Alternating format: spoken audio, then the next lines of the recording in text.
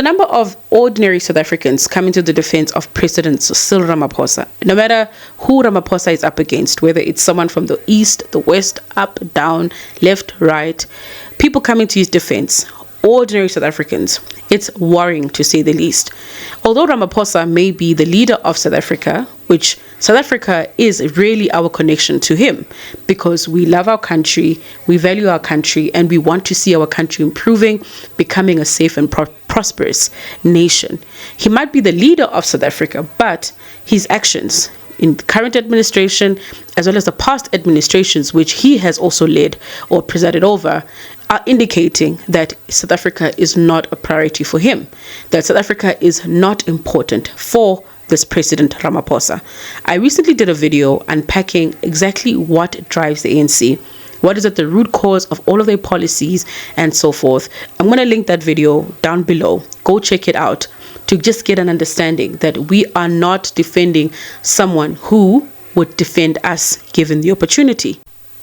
So let's take the recent updates, which is essentially why I decided to do this impromptu video and not in my usual setup if you've seen in my past videos. There's a lot of news, headline after headline. It's trending. South Africa versus the United States. Let's take that as an example. Let's assume that indeed United States are a bunch of bullies who are just trying to control and just have their way, in our country. Let's just say maybe you're defending from that point of view, but saying, no, wait a minute, United States or whoever you are, you cannot do that. You cannot come in and want to take control and have power. Let's just say that is the case. We know pretty well what is underlying any sort of dispute or any sort of clashes with the US, which is essentially the West, the hegemony of the Western countries, versus other countries who would classify themselves as the more progressive countries that are more inclined to left-leaning policies, including socialism. We know exactly what the mismatch is there. Often at times, the left-leaning, more progressive countries come across or present themselves as though they are the smaller player. They are the victims in this case. They are the ones who are being essentially overturned and oppressed, right, by what would be the Western powers. However, we are made to believe as the public, right, we are the bystanders, the people who are watching from far. We're made to believe that by default, we should side with the left-leaning parties or the left-leaning groups because they are the ones who are standing up for the right thing. Their cause is good and it is just and it is noble.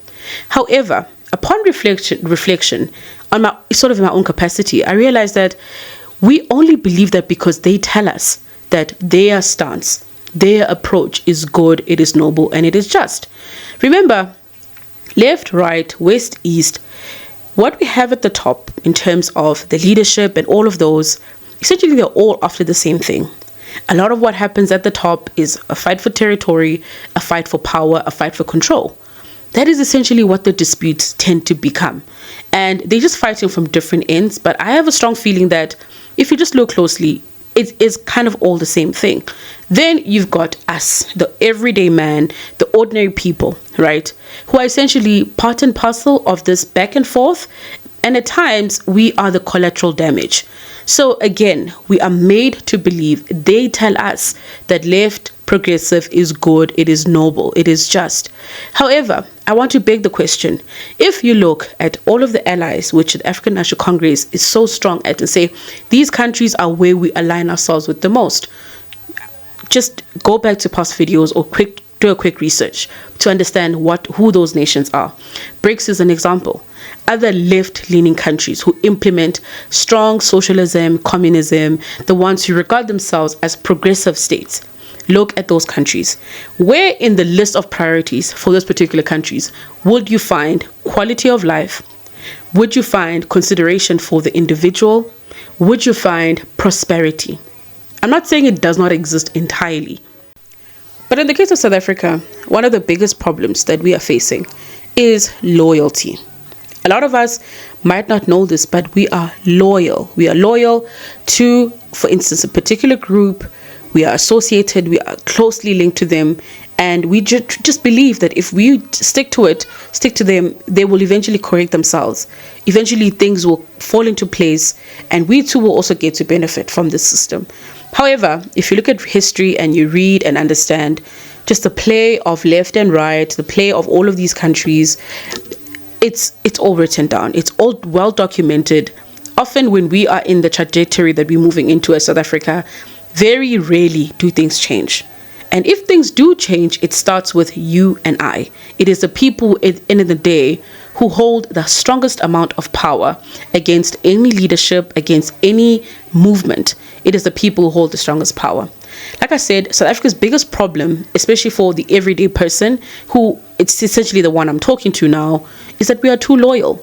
However, loyalty is not a bad thing. It's good to be loyal. It's good to have your core group and all of that. However, how to measure where to be loyal or how to be loyal, when to be loyal, is if something aligns with what you need, what you want.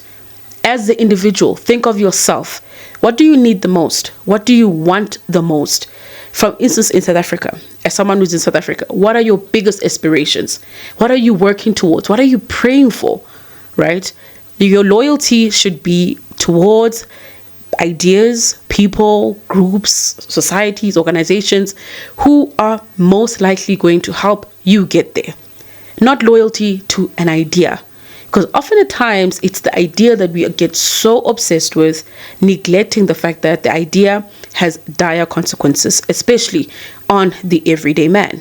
We are too loyal to the idea. We should be loyal not to the ideas that we are told about, but be loyal to what we want to achieve with our lives. I often say this. There's a very direct, clear reason why our Creator, I believe in God, the person who created us, there's a very reason why when you are born as one person.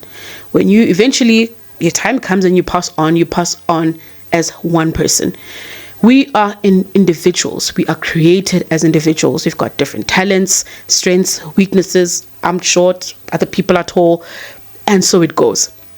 And to believe that we should be moving into a system that wants to create a blanket approach and sort of drive us into a collectivist society is actually robbing a lot of human potential, a lot of dreams and goals. It's taking that away from us. And that is a significant difference with a socialist society, that it wants to take away our individualistic abilities, our strengths, and our prospects. So think of it like that. Become loyal to what is going to help you. Think of you as an individual, your family, your aspirations, what you want for your children, if you have children, what you want for your future. For your future. There's a reason why when we are born as one. Even if it's twins, it's separate people. There's a reason why when eventually our time comes, in that grave, 6 feet underground, we go in alone. We don't go in there as a group. Because God himself recognized and he knew. That's why he gave all of us equal abilities. Of course, in the case where there's a disability, it's a different story. But he gave all of us the same ability. We all have 2 eyes, we all have a nose, a mouth, hands, and so it goes. There's a reason for that. But we should not be loyal to people who want to create a blanket statement and treat us all as one. Treat us all as though we are the same. And we are all at the same level. We're not. Anyway, before you go, please remember to subscribe to my YouTube channel. And like I said, the video that I posted recently, it's linked down below in the description box. Go check out that video and get to know exactly what we are dealing with here. I have a strong feeling that South Africa, we are on our own until, of course, we change the way that we approach politics and until we change our decision making when it comes to who we put at the top.